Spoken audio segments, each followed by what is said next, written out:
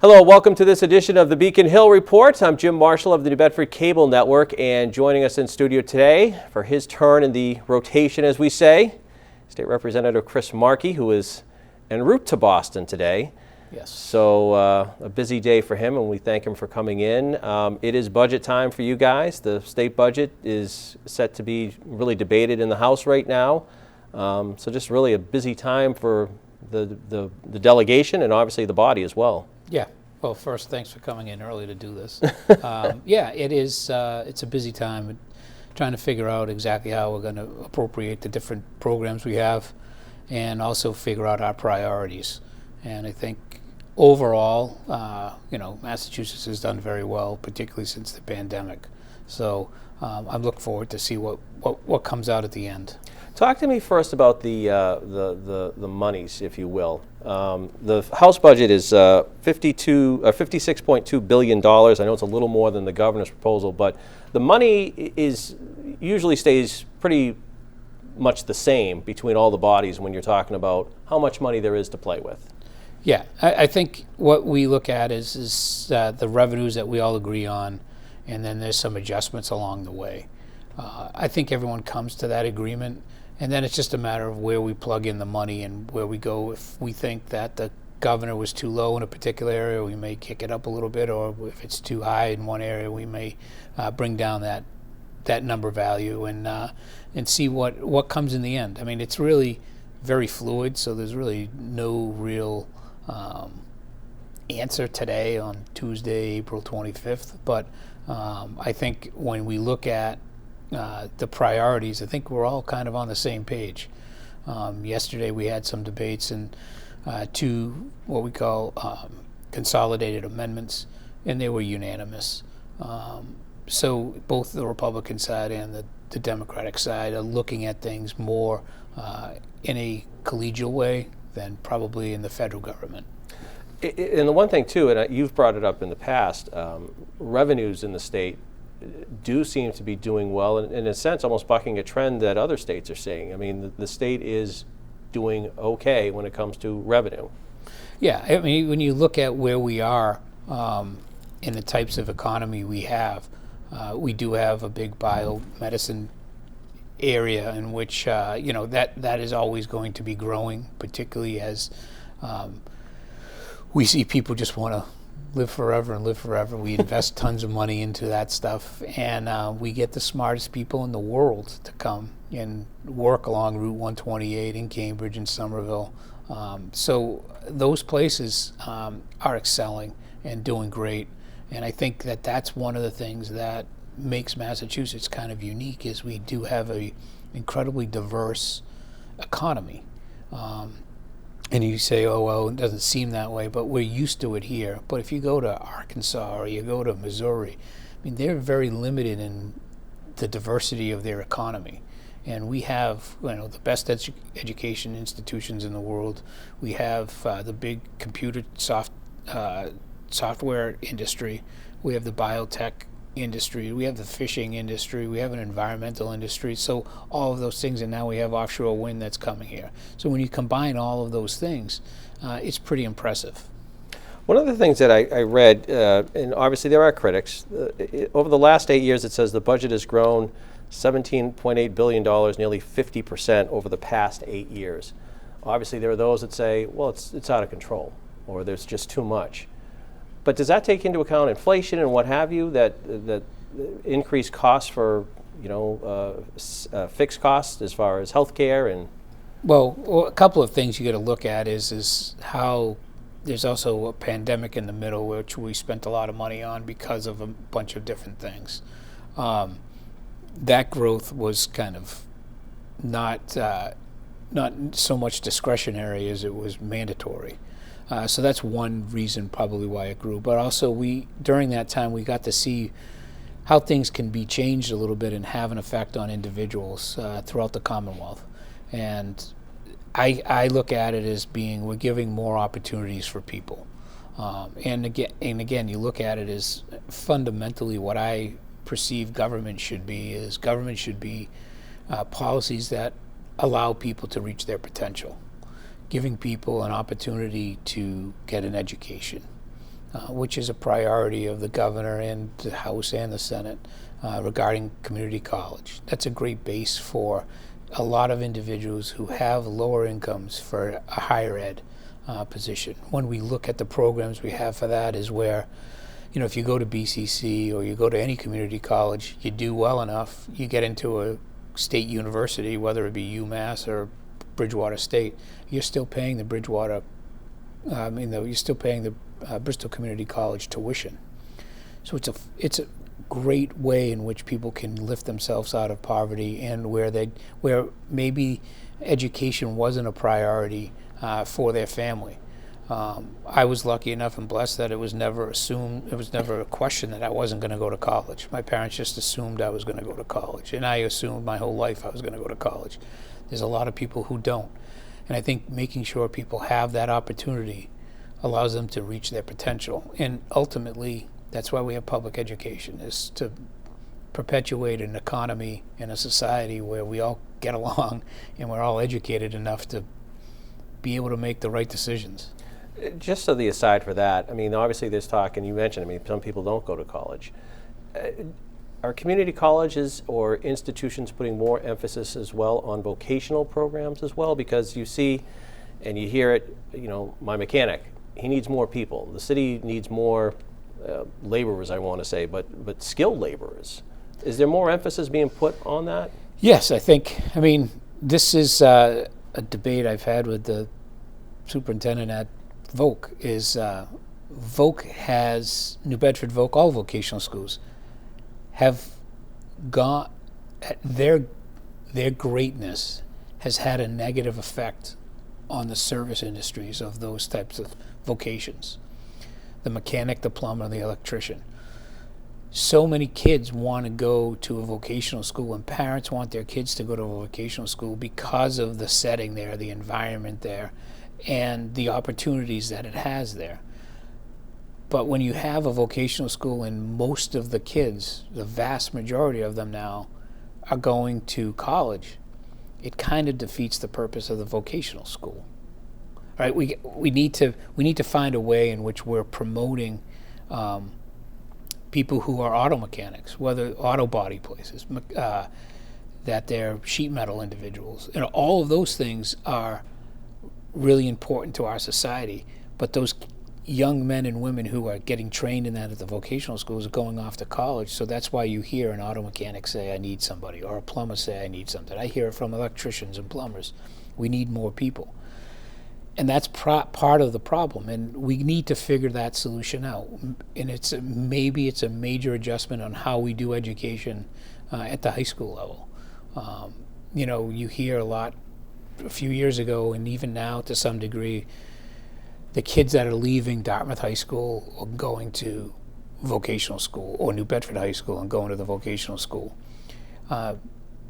That's a legitimate issue. When they're kids who they're going to go to college, they're taking up the seat of a kid who doesn't like academics but is great with his hands, and there's just not enough room at the vocational schools. So maybe we need to think about how we do education in the high school level. Is that a state issue though, or? Totally a state issue. It's everywhere, and I think you could say it's a country issue, where again the vocational schools have just done so well that and exceeded all expectations of how well they have done. We need to look at them as a model to figure out how we control our school systems, because we can't keep plucking out the kids who are going to go to college and leaving the kids who just generally don't have an interest in academics. And that has an effect on, one, the environment of the school. If they don't like academics, they're not doing well, they're not going to behave as well. They're going to be a pain. And if we can get those individuals to, again, be the most productive they can be and reach their potential, whether it be an electrician or whatever, and hopefully in 10 years or 15 years they're owning their own company and they're making a fortune. But we need to find out, because there's such a demand for those positions too right now. That's unbelievable. And subsequently, it helps the economy down the road, as you're saying, because then you've got people that are skilled and employed. And so we need to figure out that solution to it. But yes, as a result of this kind of dilemma that we've put ourselves in, Even New Bedford High is offering some type of vocational services. The Bristol Community College is doing the same thing in technical type things and licensing. So all of that's happening kind of as a result of the successes of the vocational schools. One of the things, too, that I know that the House is looking, it's actually implemented now, is online lottery, and that's part of something that's going on. What are your thoughts on that? Well, I mean, I'm more worried about, and again, maybe I'm showing my age of growing up in the 80s, but I really concerned more about the next generation and how easy it is to get jammed up in something. We have now marijuana dispensaries, we have liquor stores, and that doesn't bother me at all. But we also going to have online sports gambling. You can do it on your phone. You can do it while you're sitting at work. On the advertising, I mean, right now, you it's can get there's so much advertising for that. The gambling, it's scary. It's everywhere. But all this stuff becomes so easy, and does it take away from our productivity? And that, and then also get people in debt quickly, young people in debt. Again, I'm not going to, I know how to use my phone a little bit. The idea of me gambling on my phone and sports gambling on my phone is, I guarantee people in my generation will mess it up. But they're much more sophisticated in the younger generation, and they have the ability to do things a lot quicker. But they can be at work gambling, and I just think that there's a real concern for that for me in the long run. And again, I voted for it. I think it's a good thing to be able to have, but the convenience of it may be something that's more troubling. I mean, we're going to have marijuana delivery places, right? Companies that deliver. I mean, can you get any lazier than that? I mean, we already have. I mean, you can go shopping now. It's And I get it. It's a business opportunity for people and all of that. But I mean, you can at least get up off your couch and go and buy the stuff or do something.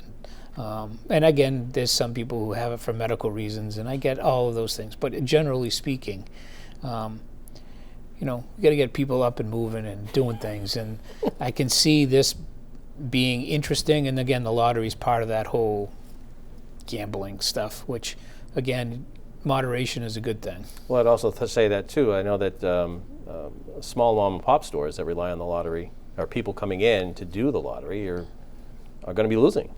Yeah. And for your corner stores, and there's a lot of them in New Bedford that rely on people coming in, they're not going to be coming in anymore. Yeah, I mean, our convenience stores have taken a hit from both tobacco. I mean, hopefully educating people on tobacco, that there's less people smoking. And then also the lottery, which I think would have a huge effect. You can go into any place and see people doing the lotto, or the Keno. One of the things that you're going to be talking about, too, what to do with the millionaires tax that's been debated around. I know there's talk of some of the money going to the MBTA. There's no consensus yet on what we want to do with that money.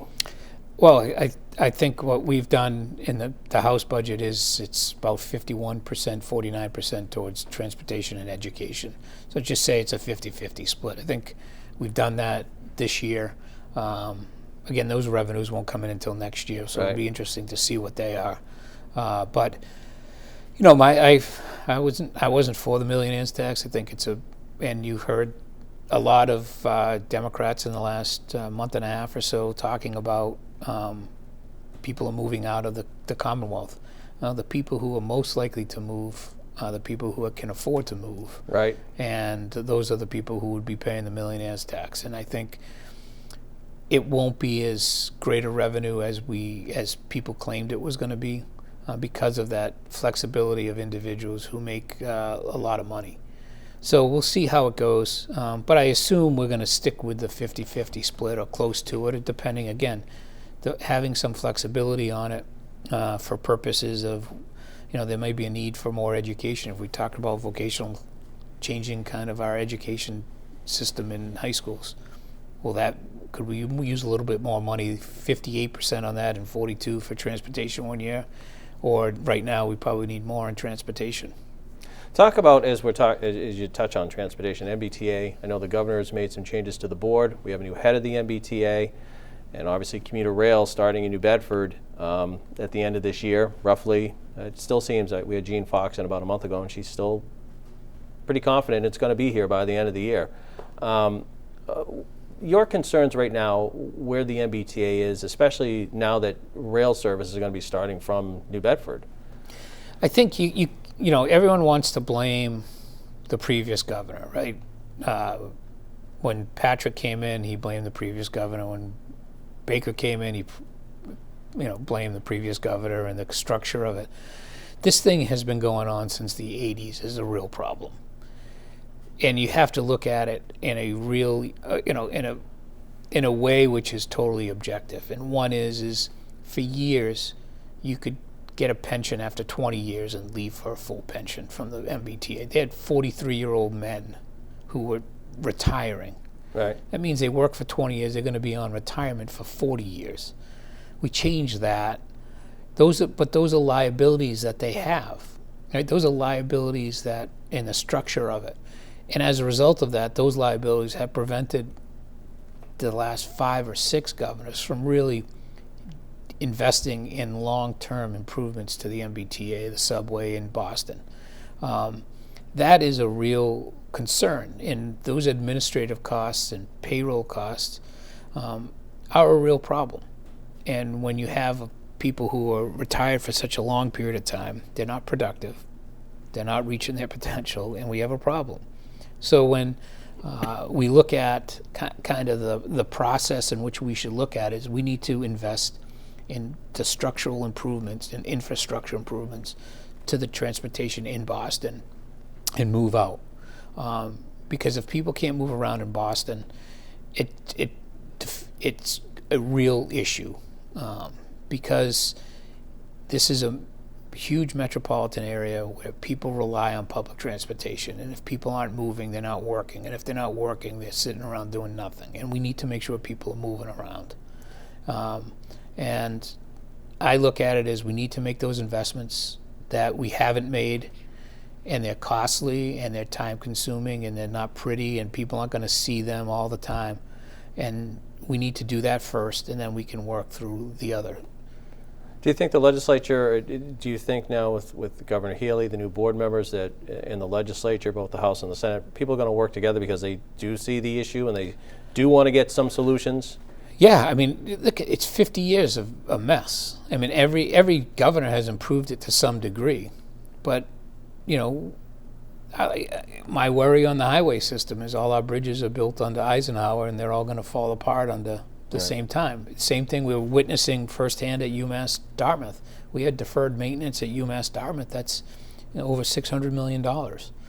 Why? Because all those buildings were built at the exact same time. So they need to be fixed all at the exact same time. So it's the same thing with the MBTA. We got to find a way to fix all of the old tunnels, the infrastructure to allow the trains to move quicker, move more people, and it's just a matter of time. I think everyone's been on the same page to try to do it. It's a question of how you do it and how you fund it.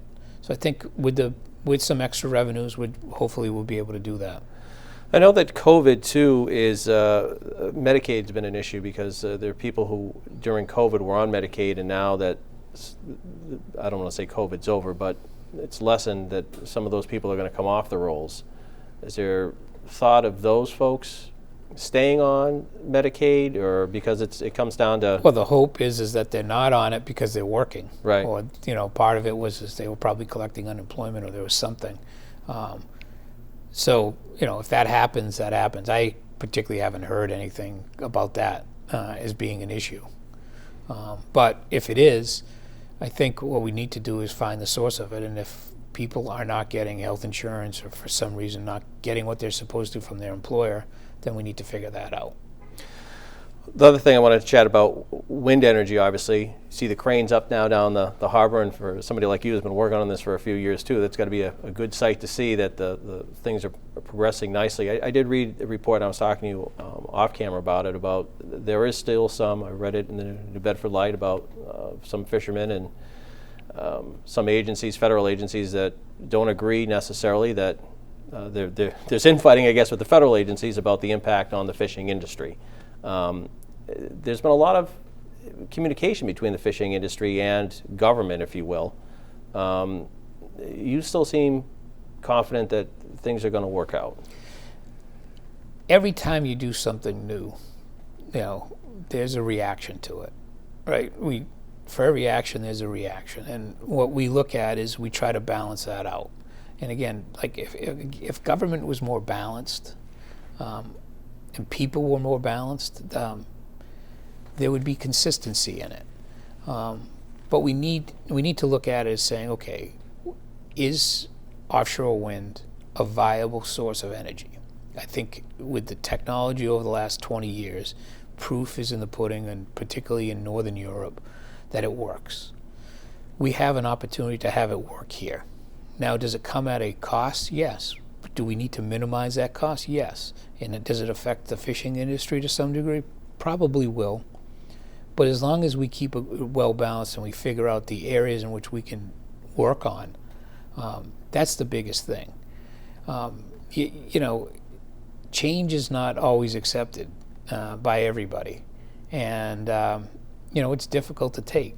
But I think when we look at a balanced approach, which I think we have, there's been significant communication in making sure that the fishermen are included in all the process of the offshore wind, and that the offshore wind developers are aware of our concerns for the fishing industry. I think it makes sense that we have a balanced approach with regulations and also making sure that it works. And again, this isn't going to happen overnight, as everybody knows, but it is happening now, and we'll see how it goes over the course of the next 4 to 5 years. I know some projects, offshore wind projects, have been delayed, costs and what have you, in some contracts. One developer is looking to pull out because of the cost. Does that give you pause because they're questioning whether they can afford to do it? Obviously, there's one project going ahead right now, but does it give you pause that things may not be because of costs? No, I mean, first off, the delay with the Trump administration was a huge problem. He basically quashed the whole offshore wind industry for 4 years while he was president. That's one huge problem that people don't talk enough about. The second part is obviously our economy changes, and we want it's a growth industry, so there's going to be people who fail. It's the way we go. It's a matter of limiting the number of people who fail, and if these people can't do it for what they believe that they could have done it for, that's the risk that all those investors made. But it's not always going to work for everyone all the time in our economy. It just doesn't happen. It's not fun to talk about. It's not fair sometimes. But in the end, you weed out the people who can't do it. And if they can't do it, they can't do it. But there'll be someone to pick it up who will. So I look at it as it's just the cost of doing it. I don't mean to be cold-hearted in it when I say that, but it's a capitalistic society, and that's what happens is you either get the best investors who have the best technology, and they win. And hopefully that's what will happen in the end. And again, we need to structure our regulations to allow that to happen. I wanted to ask you, too, we got a little less than 5 minutes left. Recently, this past week, you had an incident at the Bristol County House of Correction in North Dartmouth, obviously your district. It's been described as a riot. Some people describe it as disturbance. I think everybody seems to think it's $200,000 at least worth of damage to the facility.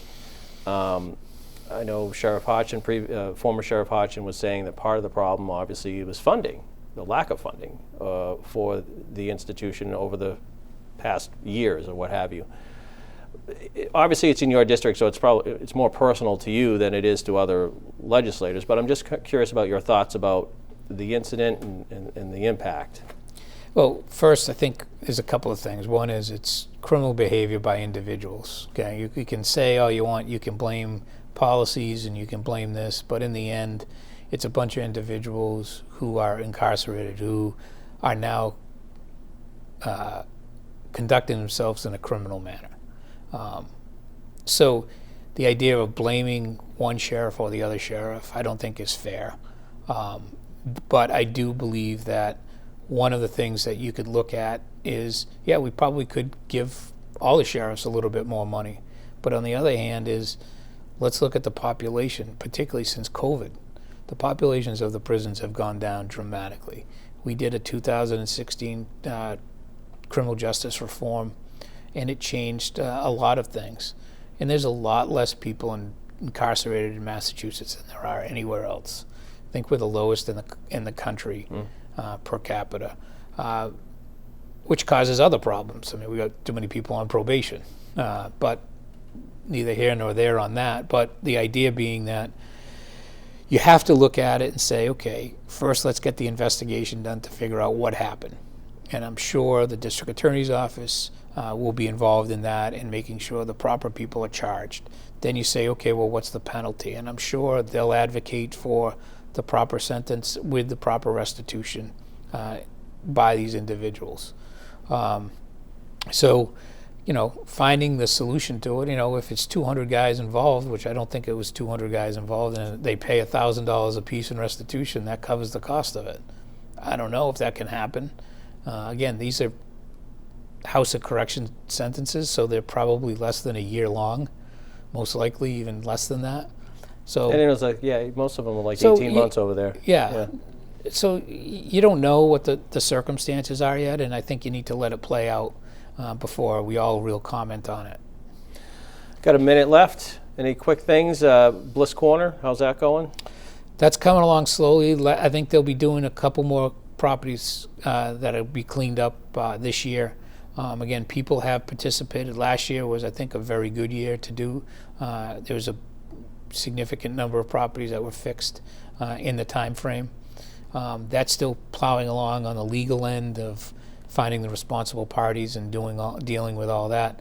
But every time they clean up a yard, they're finding materials that may be able to assist them in determining who put the materials there that today should not be there. That's been front and center for you and your staff for a little bit of time now. Yeah. Yeah. And then State Road and Tucker Road is coming along, and I think looks like there's going to be a solution there that uses the best technology, widens the road a little bit, and can move the traffic through Fonts Corner Road. And those are the things that got to make you feel good, because that's in your district. That's your neighbors or what have you. It's why you're in the job, really. Yeah, no, it's great. I mean, the other thing that's great is you mentioned the cranes is coming down from Dartmouth Street. You can actually see the cranes, huge, that are going to be moving the turbines and the columns for the turbines. So should be a good active summer in the harbor. It's good seeing you Nice again. seeing you. Drive safely to Boston. I will. All right. That's going to do it for this edition of the Beacon Hill Report. I'm Jim Marshall of the New Bedford Cable Network. Thanks for watching, and we'll talk to you again soon.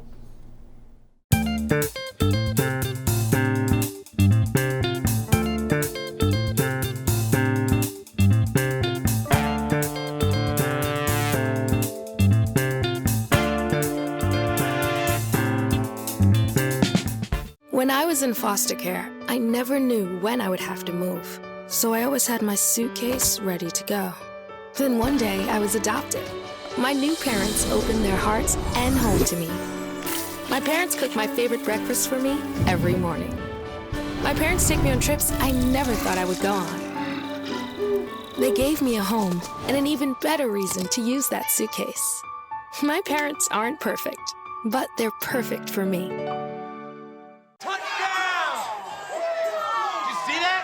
We scored? Yeah, we scored. We're going to the playoffs. I can't believe I missed that. Every time I'm buzzed, I spend too much time on my phone. I should take your phone away. No. I'll call for a ride. Wait, why does my face look like that?